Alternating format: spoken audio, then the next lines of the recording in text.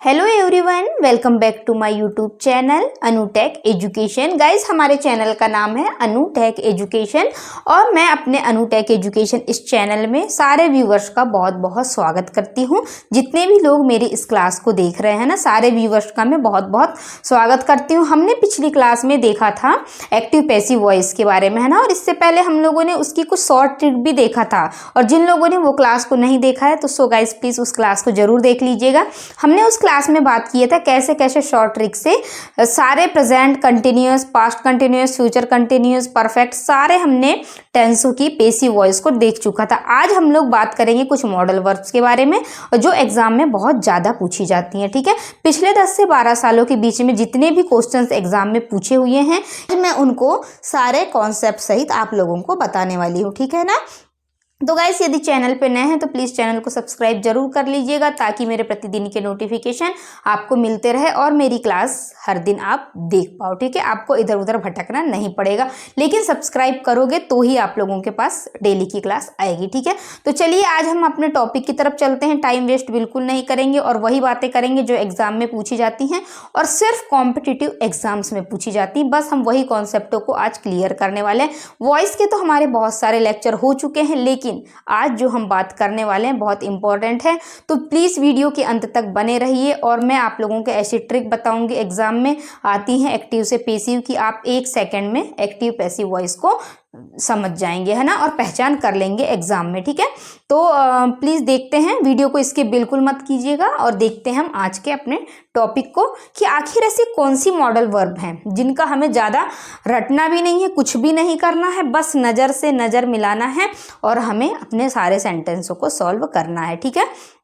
हमने पिछले टेंसों में हैज़ हैव के बारे में देखा, हैड के बारे में देखा, है ना, वॉज वर के बारे में भी देख चुका था हम लोग, इज एम आर के बारे में, मतलब सारे टेंसों की हम बात कर चुके हैं। और मैंने आप लोगों को उनकी याद करने की ऐसी ज़बरदस्त ट्रिक बताई है कि आप उस क्लास को जरूर देखिएगा। इससे पहले वाली क्लास को आपको पूरा समझ में जाएगा एक्टिव पैसिव के फॉर्म, और स्पेशली कॉम्पिटिटिव एग्जाम में जो स्टूडेंट बैठते हैं उन लोगों के लिए तो बहुत ही ज़्यादा हेल्पफुल होने वाली है। ठीक है, तो देखते हैं कुछ मॉडल वर्ब्स होती हैं इसमें, तो उनमें मैक्सिमम क्या होता है, मॉडल वर्ब से बहुत ज़्यादा क्वेश्चन बन रहे हैं आजकल। तो हम देखेंगे सबसे पहले कि मॉडल वर्ब कौन कौन सी होती हैं। सबसे पहले तो हम इस चीज़ को देख लेते हैं, विल फर्स्ट फॉर्म। ठीक है ना, वैसे तो विल फर्स्ट फॉर्म हम लोगों ने देखा था फ्यूचर सिंपल में, है ना, विल फर्स्ट फॉर्म आ रहा था वहाँ पे भी, shall first form, will first form. ठीक है ना, तो हम देखेंगे गाइस कि हमें विल फर्स्ट फॉर्म मिलता है किसी भी सेंटेंस में एक्टिव में, वो भी, है ना, क्वेश्चन दिया रहेगा आपको और वहाँ विल फर्स्ट फॉर्म लिखा रहेगा, तो आपके दिमाग में आपको कुछ भी नहीं करना, सिर्फ देखिए क्या करना है, बस मैं बताती हूँ। देखिए हेल्पिंग वर्ब हमें कॉपी करना है। ठीक है, will, can, could, may, might, should, would, है ना, और टू जितनी भी है, तो देखा हमने हेल्पिंग वर्ब ओनली कॉपी होगी, विल फर्स्ट फॉर्म है तो विल का विल सेम कॉपी हो जाएगा। हमने पिछली क्लास में बताया था आपको कि फर्स्ट फॉर्म का बी हो जाता है और पैसिव वॉइस बना रहे हैं तो सभी के साथ थर्ड फॉर्म आएगी। ठीक है, कैन है, कैन का कैन करें हमने कॉपी, कुड है, कुड का कुड कॉपी किए, और क्योंकि ये सब फर्स्ट फॉर्म में है ना, तो इन सभी के साथ हमने क्या किया, बी लगा दिया। ठीक है, सारी हेल्पिंग वर्ब कॉपी हुई है, देखिएगा आप, कुड का कुड, मे का मे, शुड का शुड हुआ है, वुड का वुड, माइट का माइट, और टू का और टू, और सारी फर्स्ट फॉर्म के साथ सभी में बी, और बी के बाद क्योंकि हम लोग बना रहे हैं गाइस पैसिव वॉइस, तो पैसिव वॉइस के कारण हमने यहाँ पे सभी में थर्ड फॉर्म लगाया है। ठीक है ना, है ना, कितना आसान, कि जैसे हमने देखा क्वेश्चन में कि हमें मिल गया शुड फर्स्ट फॉर्म। ठीक है, तो हमारे दिमाग में एकदम आना चाहिए कि शुड फर्स्ट फॉर्म की क्या होती है, एक्टिव पैसिव वॉइस बनाते हैं तो हम, पैसिव वॉइस होती है शुड बी थर्ड फॉर्म। ठीक है, देखिए ये शुड बी थर्ड फॉर्म। देखिए हमने जैसे ही एग्जाम में कि वुड फर्स्ट फॉर्म आया है तो वुड के साथ हम लोग क्या कर देंगे guys, would be third form कर देंगे। ठीक है ना, माइट आया है तो माइट बी थर्ड फॉर्म, और टू फर्स्ट फॉर्म आई है तो और टू बी थर्ड फॉर्म। लेकिन एक चीज आपको मैं बहुत इंपॉर्टेंट वो बताने वाली हूँ कि आप जब भी कभी भी एक्टिव वॉइस से पेसिव वॉइस बनाते हैं, ओके, तो आपको सिर्फ क्या मिलेगा, मेन वर्ब में या तो फर्स्ट फॉर्म मिलेगी या आईएनजी मिलेगा या फिर थर्ड फॉर्म मिलेगी। इसके अलावा जीवन में आपको कभी भी वॉइस करोगे तो कोई भी तीसरी चौथी चीज नहीं मिलेगी। ठीक है ना, इन 3 चीजों के अलावा कोई भी चीज आपको नहीं मिलने वाली। तो देखते हैं हम इसमें फर्स्ट फॉर्म यदि है हमारे पास तो फर्स्ट फॉर्म का हो जाएगा बी। अभी मैंने आपको बताया विल फर्स्ट फॉर्म रहेगी तो विल बी हो जाता है, उसी प्रकार फर्स्ट फॉर्म का बी हो जाएगा गाइस। यदि सेंटेंस में आईएनजी दिया है तो बीइंग हो जाएगा, और यदि थर्ड फॉर्म दी है तो बीन हो जाएगा। ये बात, इन सब चीज़ों की हम पिछली क्लास में बात कर चुके हैं ना, ये हमारे लिए नई नहीं है, लेकिन मैं आप लोगों को कुछ नया बता रही थी आज, इसलिए मैंने सोचा एक बार फिर से आप लोगों को रिवाइज करवा देती हूँ। ओके, तो अब हम लोग देखेंगे, ये तो हुई हमारी सारी मॉडल वर्ड्स जो बहुत आईएमपी हैं और इनसे एग्जाम में एक्टिव पैसिव वॉइस के बहुत ज़्यादा कॉन्सेप्ट देता है। लेकिन आजकल क्या हो रहा है, हम लोगों ने पढ़ा था एक्टिव टू पैसिव कन्वर्ट, ठीक है, लेकिन अब क्या हो रहा है कॉम्पिटिशन एग्जाम में कि पैसिव टू एक्टिव कन्वर्ट हो रहा है, ठीक है ना।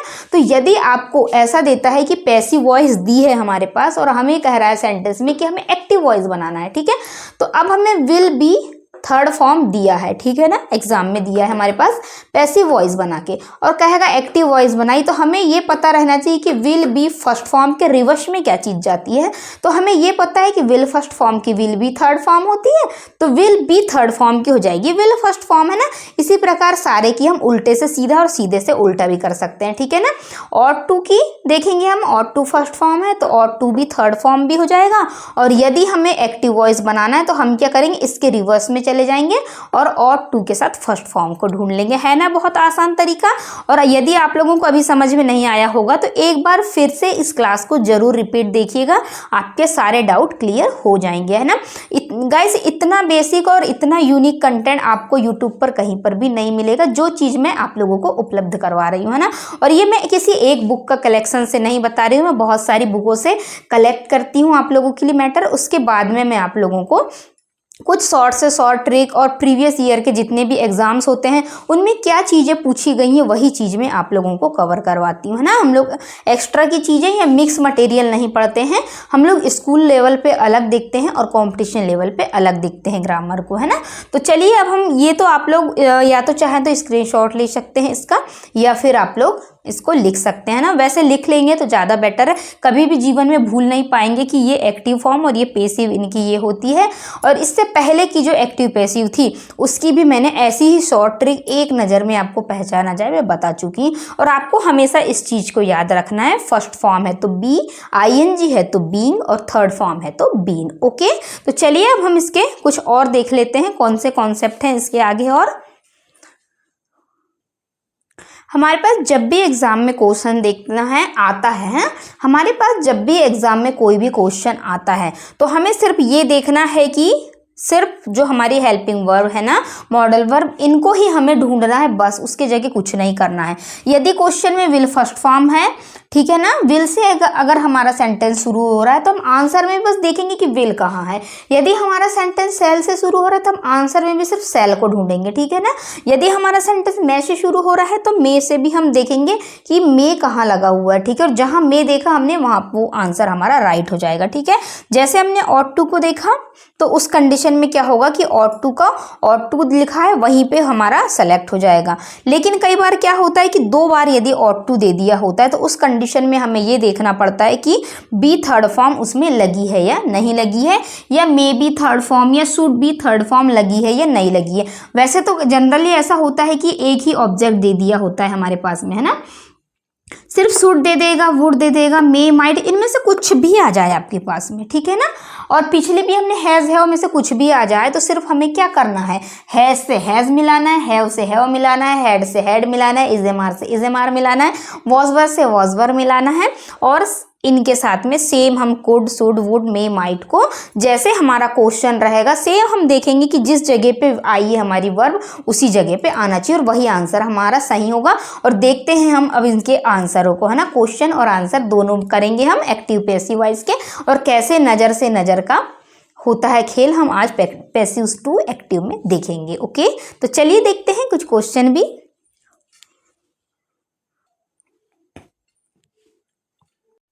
अब आता है हमारा क्वेश्चन कि एक्टिव वॉइस दी है और हमें इसको पैसिव में चेंज करना है। ओके, ये हमारी एक्टिव वॉइस है गाइस और अब हमें पैसिव वॉइस में चेंज करना है। ठीक है, तो मैंने अभी आपको बताया था कि सिर्फ हेल्पिंग वर्ब कॉपी होगी और कुछ भी नहीं होगा। ठीक है, तो देखते हैं, will you accept the position. ठीक है, क्वेश्चन मार्क लगा है।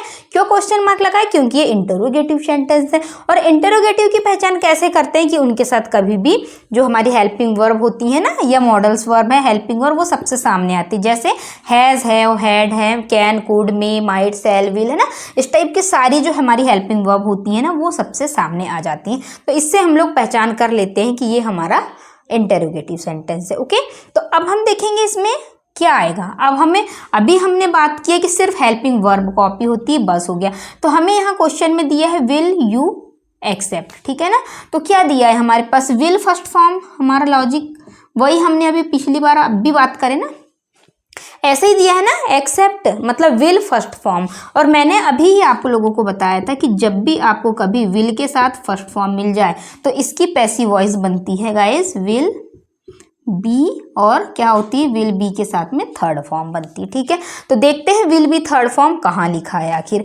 तो अब हम देखेंगे विल फर्स्ट फॉर्म दिया, हमारी वर्ब क्या है? एक्सेप्ट करना है ना, तो एक्सेप्ट में हम देखेंगे कि विल बी थर्ड फॉर्म हमारा कहाँ लिखा हुआ है। वैसे तो हम देख लेंगे कि विल के साथ में जैसे हमने ऊपर विल को देखा सीधा नीचे विल को सेलेक्ट करेंगे, तो यहाँ विल है, ठीक है, यहाँ नहीं है, तो ये भी कट, ये भी कट, ये भी कट। आंसर क्या हो गया हमारा? विल को विल मिलाया, मतलब हमने नज़र से सिर्फ नज़र को मिलाया और बिल्कुल हमारा आंसर राइट हो गया। ठीक है, तो ये हमारा राइट आंसर होगा। इस टाइप से हम लोग पैसिव वॉइस देखेंगे और इसी टाइप के एग्जाम में क्वेश्चन पूछे जाते हैं, बस हो गया। और आपको यहाँ सेल की जगह विल, विल की जगह कैन, कैन की जगह could, may, might, would, should कुछ भी दे दे, लेकिन सिर्फ आपको क्या करना है? इनकी हेल्पिंग वर्ब मैच करना है कि यदि यहाँ विल दिया है तो हमें यहाँ पे भी विल लिखना है। यदि ये नेगेटिव सेंटेंस होता मान लो, तो वहाँ पे नॉट लिखा होता और नॉट के बाद में थर्ड फॉर्म लगी होती, तो हम भी उसी प्रकार देख लेते कि यदि जिस सेंटेंस में हमको बीच में भी यदि विल लिखा हुआ मिल जाता है, ठीक है ना, तो हम बीच में ही देख लेंगे कि विल किस सेंटेंस में मिल रहा है हमारा, और जहां विल मिल गया मतलब वही हमारा आंसर हो गया। अभी हम देखते हैं और कुछ क्वेश्चन इसके।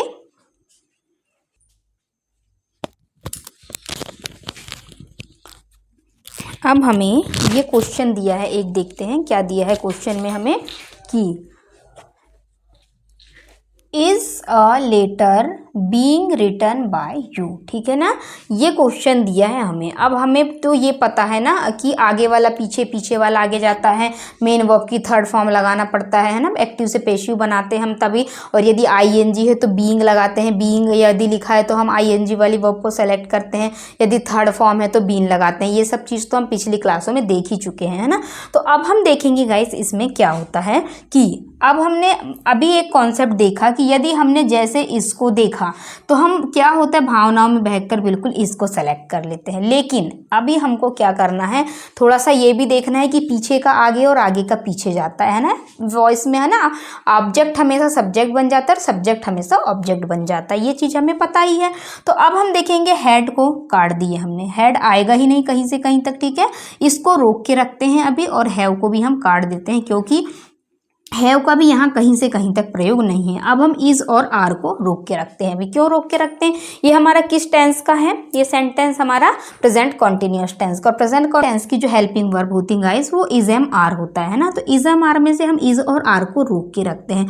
और इसमें क्या होता है, जब हम एक्टिव से पेशिव बनाते हैं तो पीछे वाला सामने आता है। तो अब हम देखेंगे यहाँ, क्योंकि हमारा इंटेरोगेटिव सेंटेंस है तो हमारी हेल्पिंग वर्ब तो सब सामने ही आएंगे, है ना, इज भी आर ये पूरी ही सामने आई थी हमारी। तो अब हम देखेंगे यहाँ की पीछे से आगे कौन आ रहा है, यू है, और यू एक प्लूरल सब्जेक्ट है, तो प्लूरल के साथ हम कभी भी इज का प्रयोग नहीं करेंगे, है ना, आर का प्रयोग करेंगे। आर यू राइटिंग, ठीक है ना, क्या है यहाँ पे, बीइंग था मतलब कॉन्टिन्यूअस टेंस था, और ये पैसिव वॉइस का दिया था सेंटेंस, है ना, ये हमें पैसिव का दिया है, हमें एक्टिव बनाना है। तो यदि आईएनजी वाली वर्ब लिखी रहती तो हम बीइंग को सेलेक्ट करेंगे, और यदि हमें बीइंग मिलता है तो आईएनजी वाली वर्ब को सेलेक्ट करते हैं, ठीक है ना, ये उल्टा हो जाता है। इसमें यदि बीइंग लिखा है क्वेश्चन में तो हम आईएनजी को सेलेक्ट करेंगे, और आईएनजी लिखा है तो बीइंग को सेलेक्ट करेंगे, ठीक है ना। रिटन बाय यू, क्यों क्यों लिखा था इसमें, क्योंकि ये पेसिव बना के दिया था। तो पेसिव में क्या होता है, वर्ब की थर्ड फॉर्म लगी होती है, लेकिन हम एक्टिव बना रहे हैं तो हम एक्टिव में क्या करेंगे, हम रिटन नहीं लिखेंगे, सिर्फ राइटिंग लिखेंगे, राइटिंग अ लेटर, ठीक है ना। तो हम यहाँ पे थर्ड फॉर्म का प्रयोग अब नहीं करेंगे, सिर्फ बीइंग के साथ हम आईएनजी का प्रयोग करेंगे, क्योंकि हम यहाँ पे एक्टिव वॉइस बना रहे हैं। यदि इसी का पैसिव बनाने दिया रहेगा तो इसका पैसिव ये बन जाता है, ठीक है ना। बस इतना आसान रहता है, बस हो गया। बस थोड़ा सा याद रखना है हमें कि क्या होता है कि पीछे से आगे कौन आ रहा है। यदि प्लूरल आ रहा है तो प्लूरल वर्ब लग जाएगी, और यदि सिंगुलर है तो सिंगुलर ही सेम रह जाएगा, जैसे है ना, जैसे वहाँ सी लिखा रहता तो सी सिंगुलर था, तो सिंगुलर के साथ फिर हम इसको ही सेलेक्ट करते, मतलब सेम कॉपी हो जाती है हेल्पिंग वर्ब यहाँ भी और यहाँ भी। ओके, तो इस प्रकार एक्टिव से पेसिव भी देता है गाइस, और पेसिव से एक्टिव भी बनाने देता है ना। तो आप लोगों को कंफ्यूज बिल्कुल नहीं होना है। यदि थर्ड फॉर्म दिख भी गई तो हम समझ जाएंगे डायरेक्ट कि थर्ड फॉर्म है, मतलब ये पेसिव का सेंटेंस है, और आप बीइंग से भी हम समझ जाएंगे, क्योंकि आईएनजी की क्या होती है, passive wise, being third form होती है। तो जब हम पेसिव में जा रहे हैं तो जब हम उसी से रिवर्स जाएंगे एक्टिव में, तो क्या होगा कि इसमें हम फर्स्ट फॉर्म को लेंगे, है ना, मतलब राइटिंग आईएनजी वाली वर्ब को लेंगे। अब हम यहाँ पे थर्ड फॉर्म को नहीं लिखेंगे अलग से। तो ये होता है हमारा कॉन्सेप्ट, है ना, बहुत ही आसान कॉन्सेप्ट है। और देखते हैं हम कुछ कॉन्सेप्ट अभी आगे। चलिए अब हम लोग नेक्स्ट क्वेश्चन को देख लेते हैं कि नेक्स्ट क्वेश्चन में क्या दिया है, ठीक है ना। हमें पता है कि हम क्या करते हैं एक्टिव से पेशिव बनाने के लिए, कि जो दिया रहता है ऊपर उसी से हम नीचे मिलाते हैं। यदि ऊपर कैन दिया है तो नीचे कुड, ऊपर में दिया है एक्टिव में तो हम नीचे भी में से मिलाएंगे, है ना। ऊपर सुड तो नीचे सुड, ऊपर वॉजवर तो नीचे भी वॉजवर, ऊपर इजेमार तो नीचे भी इजेमार, है ना। ऊपर ऑट टू दिया है तो नीचे भी ऑट टू, या ऊपर हैड तो नीचे भी हैड, ऊपर है तो नीचे भी है ना। इस टाइप से हम लोग क्या करते हैं, सिर्फ हेल्पिंग वर्ब को कॉपी करते हैं। लेकिन कुछ सेंटेंस ऐसे भी होते हैं, देखते हैं ये सेंटेंस को, the laughed at the joker, ठीक है ना। अब हमें पता है the laughed at the joker. अब यहाँ लाफ्ड वर्ब की कौन सी फॉर्म लगी है, ये सेकंड फॉर्म है ना। अभी यहाँ पे अब हमको इजेमार नहीं दिया है, और हमें क्या दिया है यहाँ पे, या वॉजवर नहीं दिया, और वर्ब की सेकंड फॉर्म दी है। और हमें पता है, मैंने आपको पिछली क्लासों में बता चुका है कि वर्ब की सेकंड फॉर्म की पेसिव वॉइस बनती है गाइस, वॉजवर थर्ड फॉर्म बनती है ना। आपको ये चीज़ हमेशा याद रखना है कि वर्ब की यदि फर्स्ट फॉर्म दी है तो इजेमार थर्ड फॉर्म बनेगी, और यदि वर्ब की सेकंड फॉर्म दी होती है तो वर्ब की सेकंड फॉर्म की पैसिव वॉइस बनती है वॉज ओवर थर्ड फॉर्म, है ना। तो दिए हमारे पास, जब यहाँ पे वर्ब की सेकंड फॉर्म दी हुई है, ठीक है, तो अब हम सेकंड फॉर्म में क्या करेंगे कि यहाँ पे भी हम सेकंड फॉर्म ढूंढने की कोशिश करेंगे, और सेकंड फॉर्म की पैसिव वॉइस ही होती है वॉज ओवर थर्ड फॉर्म, ठीक है। तो देखते हैं हम, ये सेकंड फॉर्म मतलब पास्ट टेंस की बात हो रही है, तो हैज़ नहीं आएगा यहाँ, ठीक है ना। क्यों नहीं आएगा, क्योंकि प्रेजेंट टेंस का वाक्य है। हैड बीन भी नहीं आएगा, क्यों, क्योंकि हम बात कर रहे हैं वर्ब की सेकंड फॉर्म, और सेकंड फॉर्म की पैसिव वॉइस होती है वॉज वर, है ना। और हैड बीन तो पास्ट परफेक्ट की बात कर रहा है ना, ये चाहिए पास्ट सिंपल, ठीक है। ओनली वर्ब की सेकंड फॉर्म पास्ट सिंपल में आती है, और ओनली वर्ब की फर्स्ट फॉर्म प्रेजेंट सिंपल में आती है, ठीक है। ये चीज़ आप लोगों को हमेशा याद रखना है। तो हम देखेंगे गाइस कि इसका जब हमें पता है कि वर्ब की सेकंड फॉर्म का वॉज वर होता है, ठीक है, या डिड दिया है तो डिड का भी वॉज वर होता है, डिड भी वर्ब की सेकंड फॉर्म होती है। तो उस कंडीशन में अब हम वॉज को सेलेक्ट करेंगे, हैज़ भी नहीं आएगा यहाँ, हैड भी नहीं आएगा, और हम वॉज को सेलेक्ट करेंगे। क्यों, क्योंकि हमें पता है कि वर्ब की सेकेंड फॉर्म की पैसिव वॉज वर होती है। तो ये भी कट हो जाएगा, ये भी कट हो जाएगा, और ये हमारा सही आंसर हो जाएगा। क्यों, क्योंकि वॉज द जोकर पीछे से आगे आया, हमें तो पता ही है ना ये वाला फंडा, क्योंकि हम पिछली क्लास में इसके बारे में देख चुके हैं। ओके, तो देखिए हमने द जोकर सामने आ गया, फिर हमारी हेल्पिंग वर्ब थी वॉज, ठीक है। हमें पता है वॉज वर्ब के साथ थर्ड फॉर्म आता है, तो हमने ये वॉज वर्ब के साथ थर्ड फॉर्म लगाया, क्योंकि द जोकर सिंगुलर था इसीलिए हमने यहाँ वॉज लगाया गाइस। एट की जगह एट, बाय की जगह बाय, और दे का देम हो गया, है ना। तो ये हो गया हमारा एक क्वेश्चन, ये है ना। देखते हैं अगले क्वेश्चन को। गाइज यहाँ दे लिखा हुआ था, ओके, शायद मैंने वाई नहीं लगाया था, तो उसके लिए रियली सॉरी है ना। यहाँ पे दे लिखा था तो दे का हो जाता है दैम, ओके। और हमें पता है कि आगे का पीछे, पीछे का आगे होता है इसका एक्टिव पैसिव में। तो हमारा सब्जेक्ट जो होता है वो ऑब्जेक्ट बन जाता है, और जो हमारा ऑब्जेक्ट होता है वो हमारा सब्जेक्ट बन जाता है ना। देखिए यहाँ हमारा ऑब्जेक्ट था, वो सब्जेक्ट बन जाता है। हमें सिर्फ 3 ही चीज़ याद रखनी पड़ती है एक्टिव से पैसिव बनाने के लिए, कि सब्जेक्ट ऑब्जेक्ट बनता है, मेन वर्ब की थर्ड फॉर्म याद रखना पड़ता है हमें, है ना, कि मेन वर्ब की आखिर थर्ड फॉर्म है क्या, और हम वही हैज़ है और हैड को देख लेते हैं कि किसके साथ में क्या आने वाला है, बस हो गया, ठीक है। 3 लॉजिक इसमें ये हमें मेन है कि सब्जेक्ट ऑब्जेक्ट बनेगा, ऑब्जेक्ट सब्जेक्ट बन जाता है, और मेन वर्ब की थर्ड फॉर्म। 3 चीज़ें मेन होती हैं एक्टिव टू पैसिव करने के लिए, ओके। देखते हैं अब अगला एग्जाम्पल को। अब मैं आप लोगों को एक्टिव और पैसिव वॉइस के कुछ सब्जेक्टिव और ऑब्जेक्टिव कुछ बता देती हूँ, ठीक है ना। सब्जेक्टिव केस में क्या होता है गाइस, पूरे सब्जेक्ट आते हैं, और ऑब्जेक्टिव केस में क्या आता है कि ये सब्जेक्ट ऑब्जेक्ट में जब चेंज होता है ना तो उनकी फॉर्म क्या होती है वो देखते हैं हम, ठीक है। चेंज होके इनका इंटरचेंज क्या आता है, ठीक है। आई का चेंज होगा तो बाय मी हो जाता है, वी का चेंज होता है तो बाय अस, यू का चेंज होगा तो बाय यू का यू ही रहता है, ही का बाय हिम, सी का बाय हर, इट का बाय इट, और दे का बाय देम, है ना। तो आप लोगों को ये चीज़ हमेशा याद रखना है एक्टिव से पैसिव, कि सब्जेक्ट ऑब्जेक्ट केस में चले जाता है और ऑब्जेक्ट सब्जेक्ट केस में चले जाता है। यदि देम दिया है और हम इसकी एक्टिव वॉइस बना रहे हैं तो दे आ जाएगा, है ना। यदि हर है तो हम इसकी एक्टिव वॉइस बना रहे हैं तो ये रिवर्स में चले जाएगी और हर का सी हो जाएगा, ठीक है। इस टाइप से बस याद रखना है 2-3 चीज़ें आप लोगों को एक्टिव पैसिव वॉइस में। तो गाइस आज की क्लास को हम लोग यहीं ओवर करते हैं, क्योंकि हमने कुछ प्रैक्टिस क्वेश्चन देखा भी, लेकिन हम बहुत ज़्यादा प्रैक्टिस क्वेश्चन सॉल्व अभी नहीं कर सकते, क्योंकि हम यहाँ पे कितने क्वेश्चंस लिखेंगे, बहुत बड़े बड़े क्वेश्चंस होते हैं। इसलिए आप लोगों को यदि और ज़्यादा बहुत सारे क्वेश्चनों की प्रैक्टिस करनी है तो आप कहीं और से जैसे गूगल से सर्च कर लीजिएगा, या कहीं से भी आप लोग क्वेश्चन अरेंज कर सकते हैं और प्रैक्टिस कर सकते हैं। लेकिन कॉन्सेप्ट मैंने जो बताया वही रहेगा, क्वेश्चन कुछ भी रहेगा, है ना।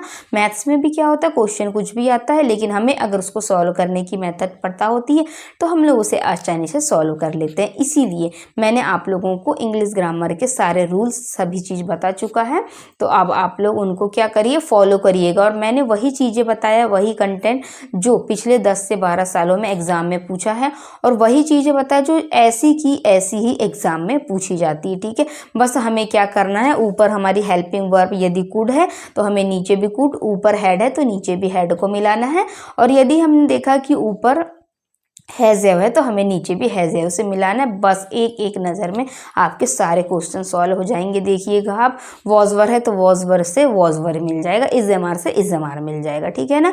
बस यही एक मैं शॉर्ट ट्रिक आप लोगों को बताने वाली थी, इसीलिए आपको बोल रही थी कि वीडियो के लास्ट तक बने रहिए करके, क्योंकि जो हमने ऊपर देखेंगे हम हेल्पिंग वर्ब, वही हमें पैसिव वॉइस में नीचे एग्जाम में मिल जाती है, और ऐसे ही कॉन्सेप्ट एग्जाम में पूछे जाते हैं, वो भी कॉम्पिटिटिव एग्जाम में।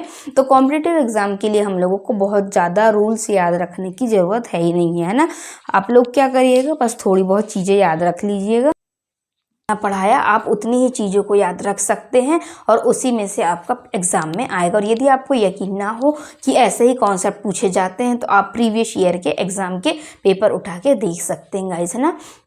तो ठीक है, आज की क्लास को हम लोग यहीं ओवर करते हैं। Thanks for watching this video. मिलते हैं हम अगली क्लास में कुछ नए कॉन्सेप्ट के साथ, वॉइस के जो बहुत ज़्यादा एग्जाम में पूछी जाती हैं आजकल, है ना, उस वॉइस के बारे में हम लोग बात करेंगे आज, ठीक है। मिलते हैं अगली क्लास में। Okay, bye bye.